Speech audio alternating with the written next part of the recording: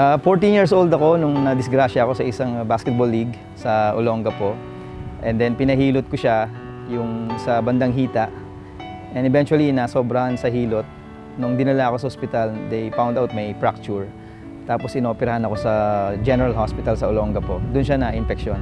And inabot na mga 1 year and a half, dinala sa UST. Tinatry nilang i-save. Eventually, hindi talaga siya na-save. So pinutol nila yung ibabaw ng tuhod.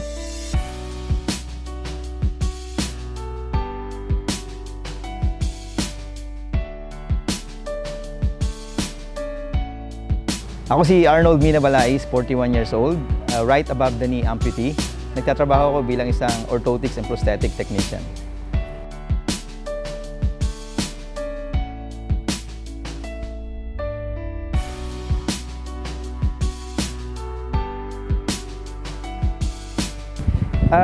Masasabi ko na 90% siguro galing sa sports. Kasi when na-involve ulit ako sa sports, bumalik lahat yung kumpiyansa ko. Tapos nawala na yung pagiging mahiyain ko dahil nga sa nangyari sa akin. Napakalaking naitulong sa akin nung sports at saka yung suporta ng pamilya ko.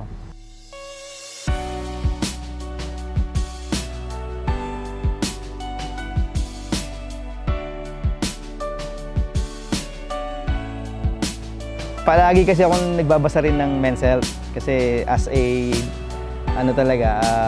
fit na individual. I make it a point na every month bumibili talaga ako ng men's health. And then nakita ko nga yung Urbanathlon, parang exciting. So sabi ko, try ko nga to. Kasi palaging iniisip ko na baka kahit may kapansanan ako, pwedeng i-push yung limits na kayang gawin. Like yung sa nag-Mount Apu kami 2003. Ang dami kong doubts na baka matatapos ko ba to? At eventually natapos naman. So yun yung binabasihan ko pag may mga bagong challenges. Sabi ko mas mahirap yung Mount Apo. So kakayanin ko itong iba.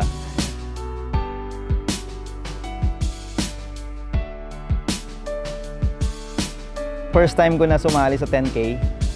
Sa Cebu kasi sumasali lang ako 5, 7 yung pinakamalayo. Pero walang obstacles. So ito parang iba. So na-excite kami dahil may obstacle siya. And naging daan para makapahinga ka sa obstacles kasi ang layo ng lalakarin. And then eventually, I look forward na marating na yung isang obstacle para may konting rest. Pero iba pala, kasi mag-exert ka rin ng effort sa obstacle. So, pagod din, pero masaya. Every time makikita ko na 4 kilometers na lang, uy, malapit na to. So, masaya siya. Hindi siya nakaka-bored na event.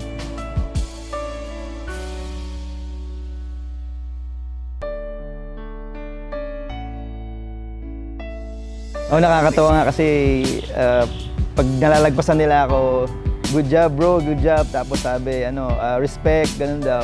So nakakataba ng puso kasi eventually mahirap talaga. Dinadaan ko lang sa smile pero ang sakit na ng shoulder ko, ang sakit na ng kamay ko. And yung paa ko napapasukan ng maliliit na bato. So every time mag-step ka, sumasakit na rin. And then may mga paltos na rin yung sa mga small toes. So tiis lang ng tiis. Iniisip ko rin yung yung dalawa kong anak tsaka yung wife ko na sabi ko nag-cheer sa akin yun alam ko So tatapusin ko talaga to.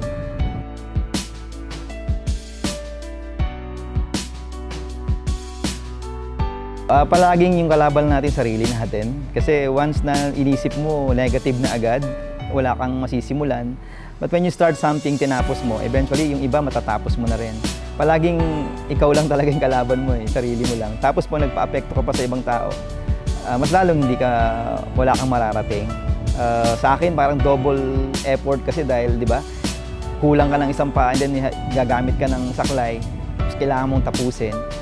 Parang ibang ibang level ng kahirapan. Pero pag kinakaya mo tapos nakikita ka ng ibang tao na kumpleto naman, alam mong kahit papaano may maiiwan ka sa kanya na aral or impression na ba't kinaya niya tapos ako nandito lang ako. So yun lang, yung konti lang na yun na bagay na ma-share ko sa kanila. Sana tumatak yun sa kanila, mapasa nila sa kaibigan nila, ma-share nila sa pamilya nila or sa anak nila na maka-encourage and mabigyan sila ng hope and inspiration na kayang gawin yung mga imposible.